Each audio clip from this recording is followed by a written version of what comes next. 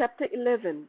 In this chapter we shall discuss Sai as Sagun Brahma, Dr. Pandit's worship, Haji Siddiq Falke, and control over the elements.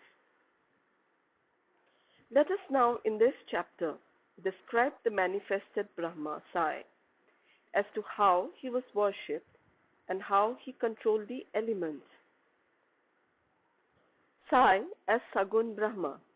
There are two aspects of God or Brahma, the unmanifested or the Nirgun and the manifested or the Sagun. The Nirgun is formless while the Sagun is with form, though both denote the same Brahma. Some prefer to worship the former, some the latter.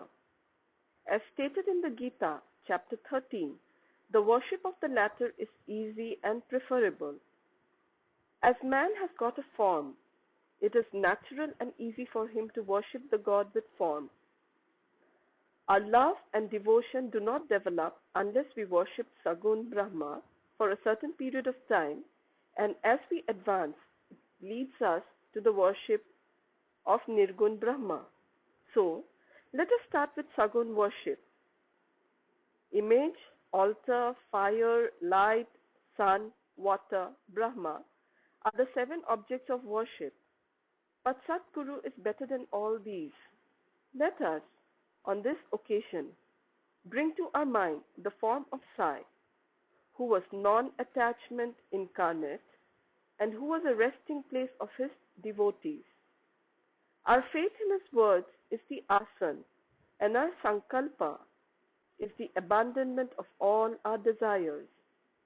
Some say that Sai was Bhagavad Bhakta, devotee of Lord. Others say he was Mahabhagavat, a great devotee. But to us, he is God incarnate. He was ever forgiving, never irritable, straight, soft, tolerant, and content beyond comparison. Though he looked embodied, he was really disembodied, emotionless, unattached, and internally free. The Ganges on its way to the sea cools and refreshes the creatures affected with heat, gives life to the crops and trees, and quenches the thirst of many. Similarly, saints like Sai, while they live their own, give solace and comfort to all. Lord Krishna has said that the saint is my soul, my living image. I am he, or he is my pure form. This indescribable Shakti or power of God, known as pure existence, knowledge and bliss, incarnated in the form of Sai in Shirdi. The Shruti describes Brahma as pure bliss. This we read or hear daily in the books, but the devout people experience this Brahma or bliss in Shirdi. Baba, the support of all, required no prop or asan from anybody. He always used a piece of sackcloth for his seat, which was covered with small mattress by his bhaktas, and had a bolster placed by them rest as his back. Baba respected the feelings of all his devotees and allowed them to worship him as they liked. Some waved chamar or fans before him. Some played on musical instruments.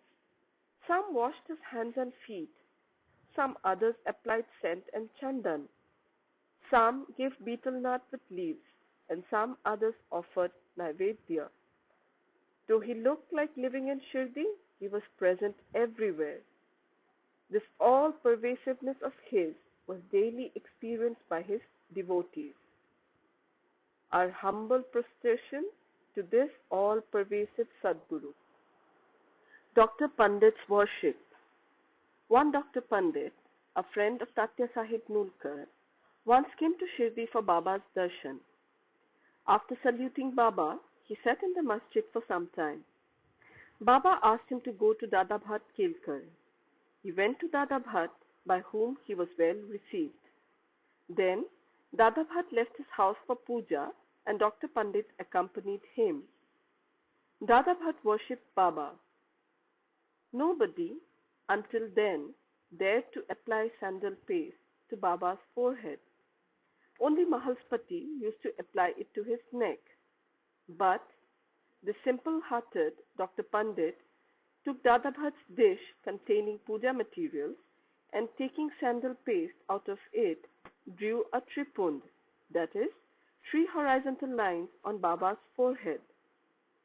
To the surprise of all, Baba kept silent, not uttering a single word. Then Dadabhat that evening asked Baba, "How is it that though you object to the sandal paste being applied by others to your forehead, you allow Dr. Pandit to do so?" Baba replied that Dr. Pandit believed him to be the same as his Guru, Raghunath Maharaj of Dopeshwar, known as Kaka Puranik, and he applied the paste to his forehead as he was doing to his Guru. Hence, he could not object. On inquiry, Dr. Pandit told Dadabhat that he took Baba as his Guru, Kaka Puranik, and realized him as the same. Hence, he marked the tripund on Baba's forehead, as he did on his Guru's. Though Baba allowed the devotees to worship him as they pleased, still sometimes he acted in a strange way. Sometimes he threw away the puja dish and was wrath incarnate. Then who could approach him? Sometimes he scolded the devotees. At times he looked softer than wax, a statue of peace and forgiveness. Though he seemed to shake with anger and his red eyes rolled round, still he was internally an ocean of affection and motherly love. He would call out his devotees and say that he never knew when he was angry with them.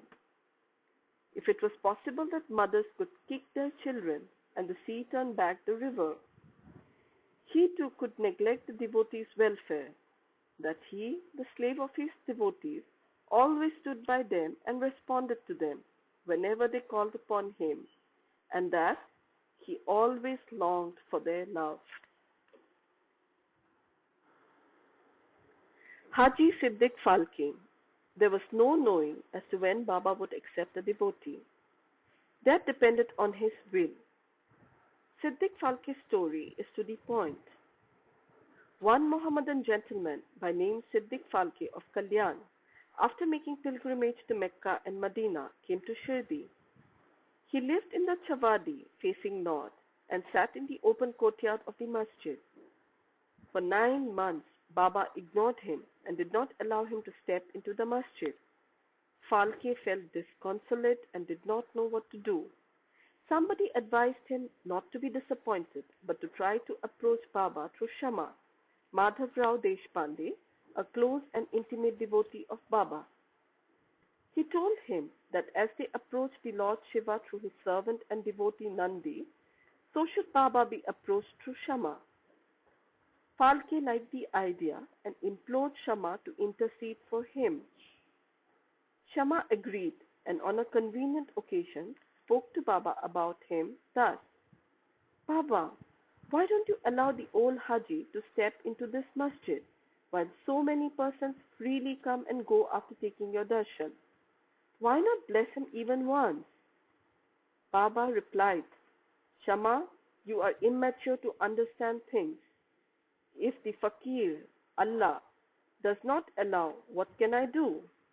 Without his grace, who could climb into this masjid? Well, go to him and ask him whether he will come to the narrow footpath near the Barvi well."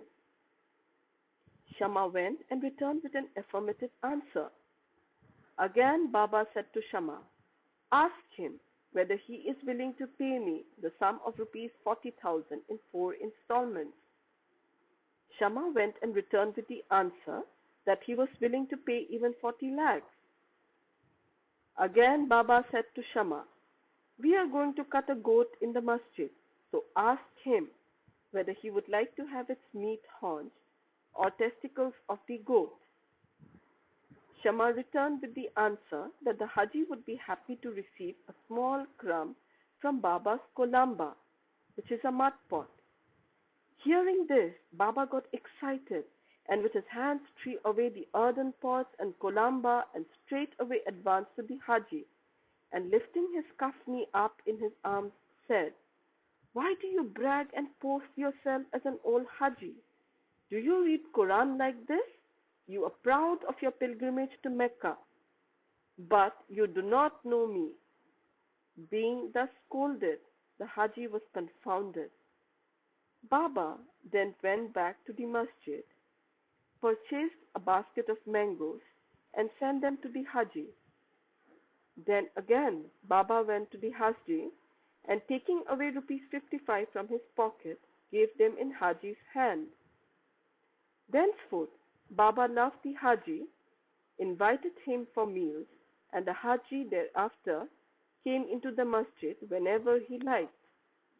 Baba gave him at times some rupees, and thus the Haji was enrolled in Baba's darbar. Baba's control over the elements. We shall close this chapter after describing two incidents showing Baba's control over the elements. Once, at evening time, there was a terrible storm at Shirdi. The sky was overcast with thick black clouds. Winds began to blow with great force.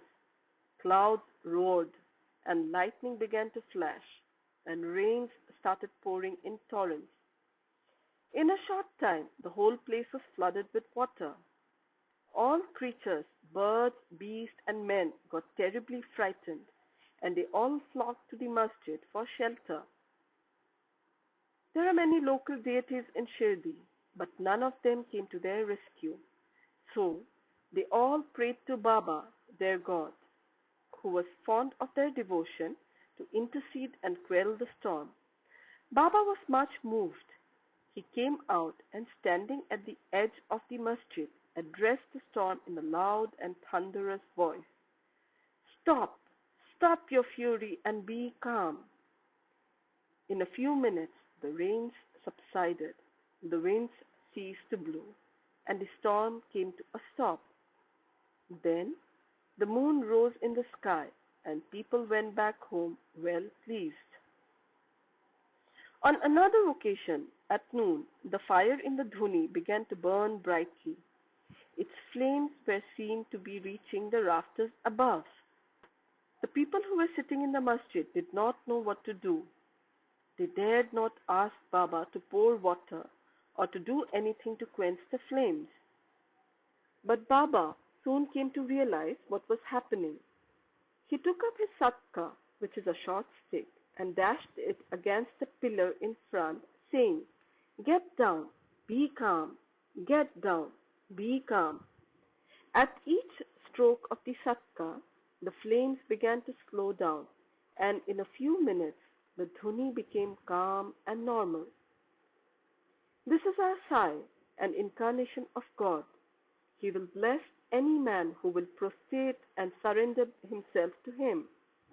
He who will read the stories of this chapter daily with faith and devotion will soon be free from all calamities. Not only this, but always attached and devoted to Sai, he will soon get God vision. All his desires will be fulfilled, and being ultimately desireless, he will attain the supreme bliss. Amen. Bow to Sri Sai. Peace be to all.